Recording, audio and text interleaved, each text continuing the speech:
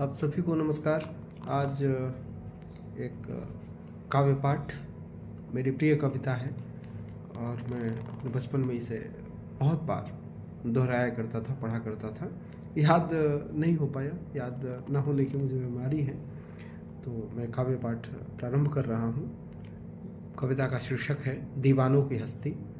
लेखक भगवती चरण वर्मा। वही थंबनेल में उनकी फ़ोटो लगी हुई है। हम दीवानों की क्या हस्ती हैं, आज यहाँ कल वहाँ चले, मस्ती का आलम साथ चला, हम धूल उड़ाते जहाँ चले। आए बनकर उल्लास अभी, आंसू बनकर बह चले अभी, सब कहते ही रह गए अरे, तुम कैसे आए कहाँ चले। किस ओर चले यह मत पूछो, चलना है बस इसलिए चलें, जग से उसका कुछ लिए चलें, जग को अपना कुछ दिए चलें।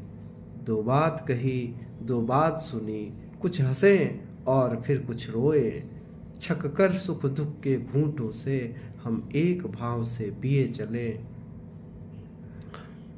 हम भिखमंगों की दुनिया में स्वच्छंद लुटाकर प्यार चलें, हम एक निशानी सी उर पर ले असफलता का भार चलें। हम मान रहित अपमान रहित जी भर कर खुलकर खेल चुके, हम हंसते हंसते आज यहाँ प्राणों की बाजी हार चलें। हम भला बुरा सब भूल चुके, नतमस्तक हो मुख मोड़ चलें, अभिशाप उठाकर होठों पर वरदान दृगों से छोड़ चलें।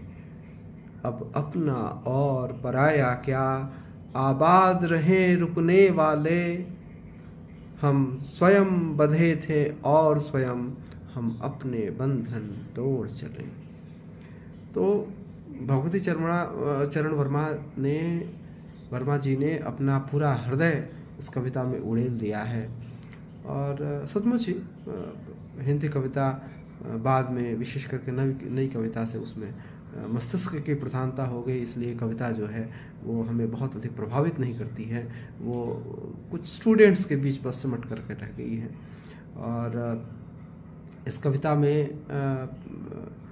मुख्यतः जीवन का स्वर है, यानी उन लोगों के लिए जो इस दुनिया को कुछ देने का संकल्प लिए आते हैं और दुनिया उनका अपमान करती है, दुनिया उनके प्यार का कम से कम रिवर्स नहीं कर पाती, लेकिन फिर भी वे हमेशा कुछ देने का ही संकल्प लिए चलते हैं और फिर चुपचाप दुनिया से वापस चले जाते हैं। ऐसे लोग ही वास्तव में दीवाने